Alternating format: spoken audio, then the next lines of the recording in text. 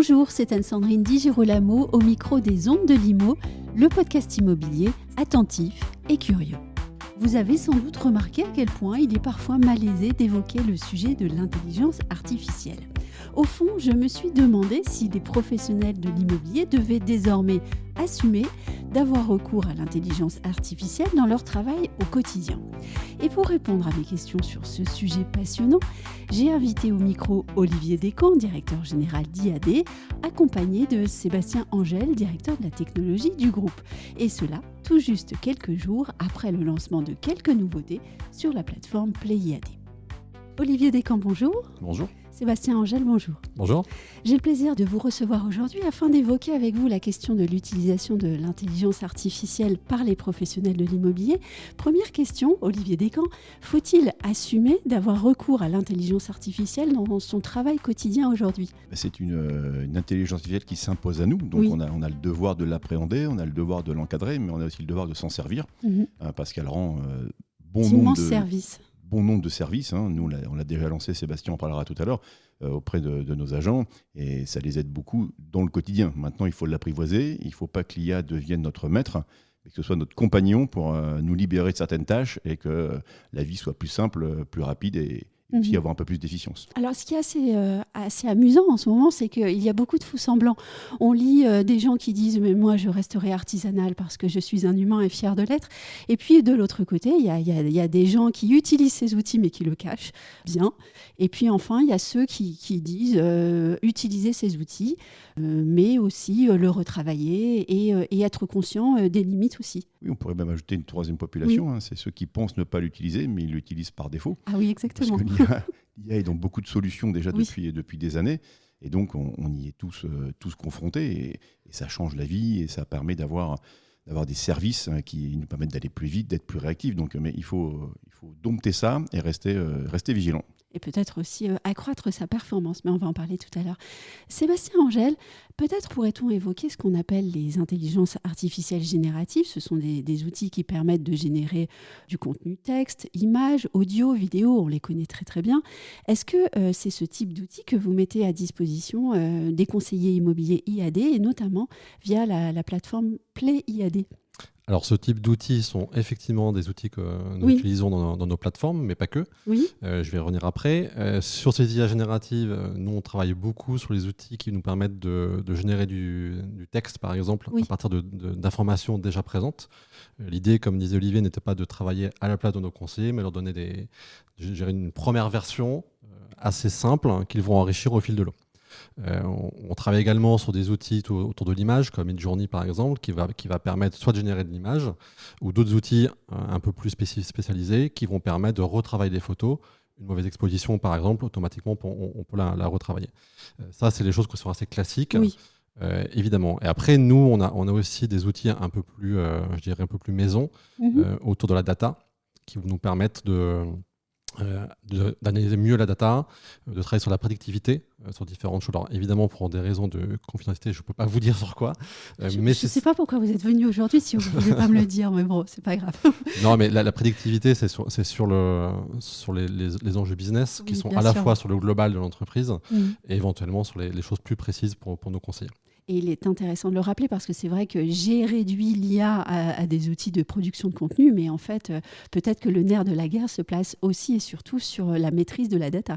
La maîtrise de la data, et évidemment, sa compréhension, son analyse, qui peut être très complexe quand on a des grosses volumétries.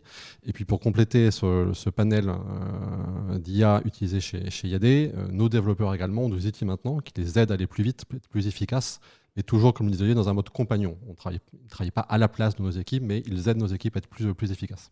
Olivier Descamps, les enjeux liés à l'IA sont donc immenses, en fait. Ils sont immenses, on le voit, entre l'assistant, l'assistant virtuel, on peut presque l'appeler comme ça, et on peut prendre un exemple. Par exemple, Sébastien et ses équipes ont développé par l'IA la génération d'annonces. Aujourd'hui, nos conseillers peuvent, dès qu'ils rentrent, signer un bien et un mandat, l'annonce est automatiquement générée. Mais on leur suggère fortement, très fortement, de venir l'amender, de venir la corriger, de venir l'enrichir. Ce qui est intéressant, c'est que les retours qu'on a de nos équipes, c'est premièrement, vous me permettez de m'adresser à mes clients sans crainte de fautes d'orthographe, oui. Ce qui est déjà un point. Et donc ça a libéré beaucoup de nos mandataires sur ce sujet-là. Et le deuxièmement, c'est qu'on met à disposition par l'IA notamment des mots, des synonymes qui étaient presque sortis de notre panoplie au quotidien. Donc ça, c'est assez majeur, donc ça permet de libérer. Deuxièmement, c'est une efficience, on gagne du temps. Là, Sébastien parlait de la data, on a une belle équipe chez nous qui étudie toute la data sur les annonces. Donc on est capable de prédire si une annonce va se vendre, si elle doit être amendée, si on doit aller revoir le client pour lui proposer une baisse de prix parce que le marché a bougé, parce que les prix ont bougé. Donc effectivement, cette intelligence-là, c'est le compagnon de l'agent immobilier, je dirais 2.0 ou 4.0, je ne sais pas, qui va l'accompagner dans toutes ces démarches. Ma prochaine question permettra de répondre à ceux qui ont peur d'un grand soir de l'IA qui nous remplacerait tous. Est-ce que ces outils sont en capacité totale de remplacer le professionnel ? Vous y avez déjà répondu au fond. Nous on ne croit pas. Oui. D'ailleurs, l'une des réussites d'IAD est liée à notre proximité terrain. Aujourd'hui, on a plus de 14 000 agents en France, proches des gens. L'immobilier, ça se visite. Je vais reprendre un parallèle sur la visite virtuelle. Tout le monde a cru durant le Covid et le confinement qu'on allait vendre des biens à distance juste par une caméra ou un drone. Ça ne marche pas. Qui veut acheter un bien sans l'avoir visité, sans avoir vu l'agent, sans que l'agent, le mandataire, le conseiller lui montre les recoins, je dirais, lui présente le village, lui dit ce qui se passe. Donc, non, ça reste un métier humain. Par contre, je dirais à l'inverse, ne pas avoir l'IA comme compagnon pourrait d'abord se faire perdre du temps et pourrait avoir une efficience moins forte pour cet agent immobilier, pour ce conseiller immobilier qui doit garder une valeur humaine très très forte. Donc, pas de remplacement, pas de substitution, mais il faut l'avoir, je dirais, presque main dans la main pour se dire « viens m'aider à être meilleur ».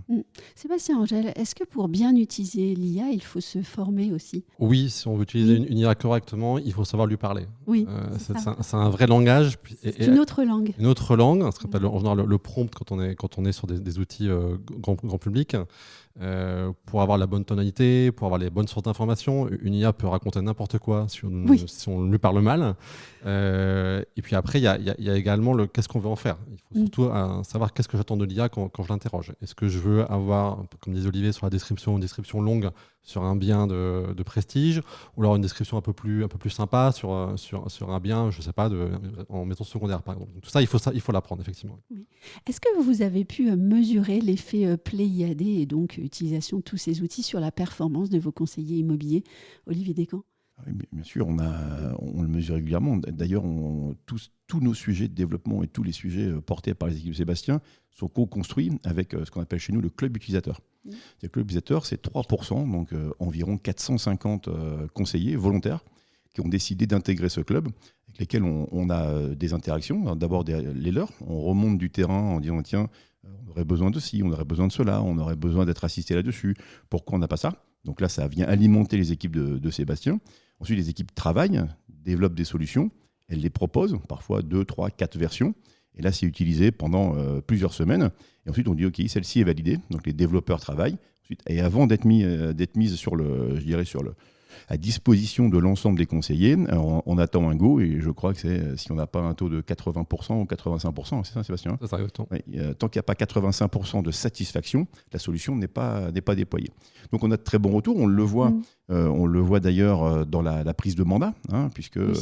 Le mois dernier, on a fait la meilleure performance de prise de mandat depuis juillet 2020.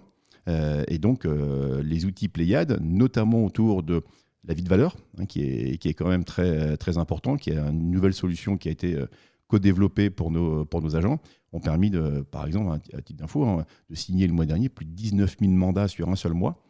Donc, une progression très, très forte et une progression de l'ordre de 12% de prise de mandat par conseiller.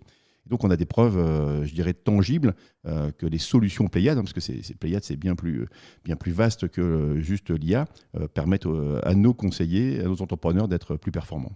Et en vous écoutant, je me rends compte de la gaffe du journaliste qui a donné le mauvais nom. On ne dit pas Pléiade, mais Pléiade. Bon, entre nous, on dit Pléiade, mais au micro, vous me dire Pléiade, c'est plus compréhensible.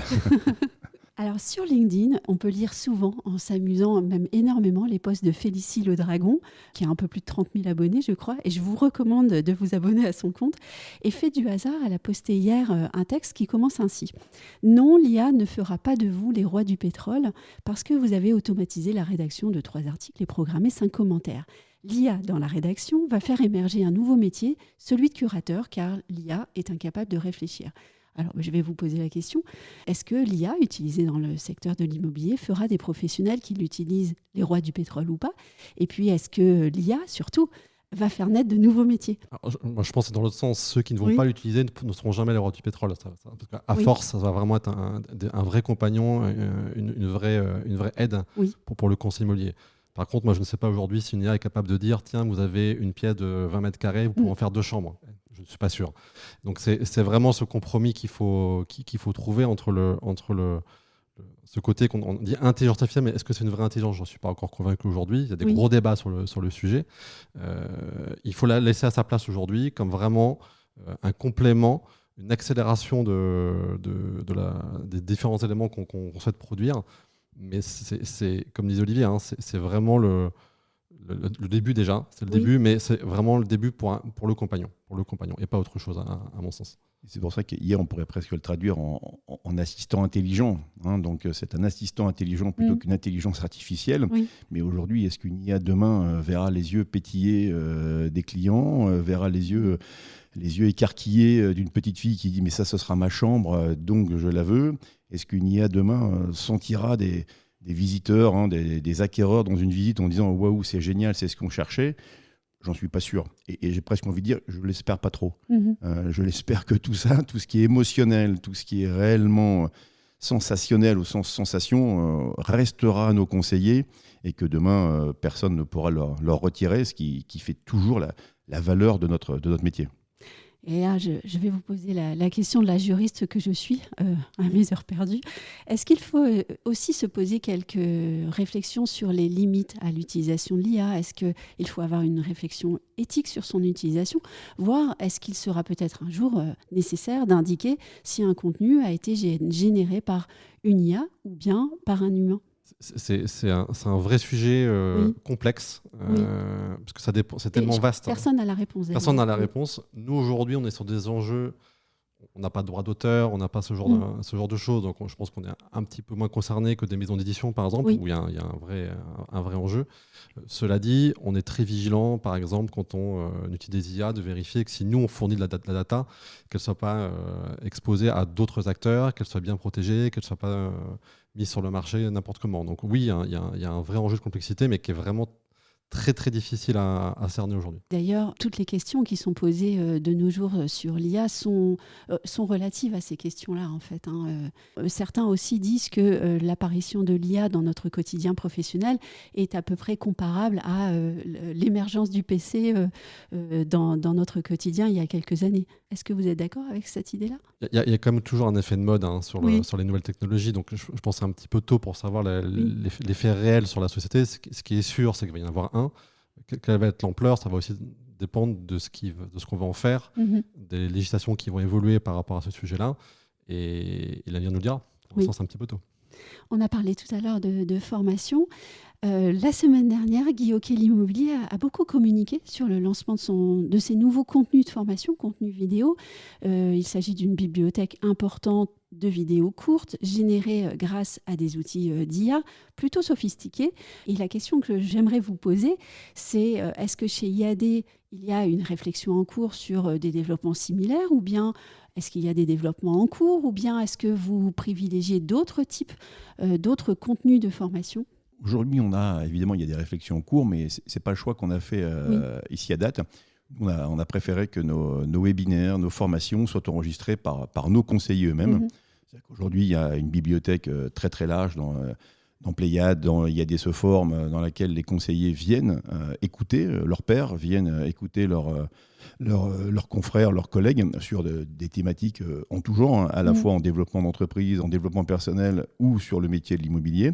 Par contre, Sébastien travaille, lui, avec l'IA, puisque, comme tu le sais, on est dans 8 pays dans le monde, autour de la traduction. Sébastien, vous travaillez dessus, hein ? On travaille sur la traduction, et notamment sur la partie formation pour compléter. Nous, on est plutôt intéressés sur les supports de formation qui peuvent accompagner l'intervenant. Donc, que ce soit de la vidéo, du document texte ou des images, notamment, et effectivement, dans leur traduction, c'est plutôt toujours dans cette histoire, cette vision de compagnon. Là, c'est pas pour les conseils, c'est pour nos formateurs, qu'ils aient des supports qui soient potentiellement générés avec l'IA, mais pas pour remplacer aujourd'hui. Et puis d'ailleurs, se soucier de la formation n'est que la première étape, parce que quand on est à l'international, on a aussi des législations différentes. Donc, l'IA peut quand même aussi être utile à ce niveau-là. Honnêtement, pour tout ce qui est légal, on fait plutôt confiance à nos juristes qu'à Bravo. l'IA pour l'instant. Les enjeux sont vraiment importants, donc nous, on est plutôt sur cette vision-là pour l'instant. Tout à fait. Eh bien, merci beaucoup, Olivier Descamps, Sébastien Angèle. Merci d'être venu au micro partager avec moi ce sujet stratégique qu'est l'intelligence artificielle, et puis peut-être à bientôt pour d'autres sujets. Merci. Merci.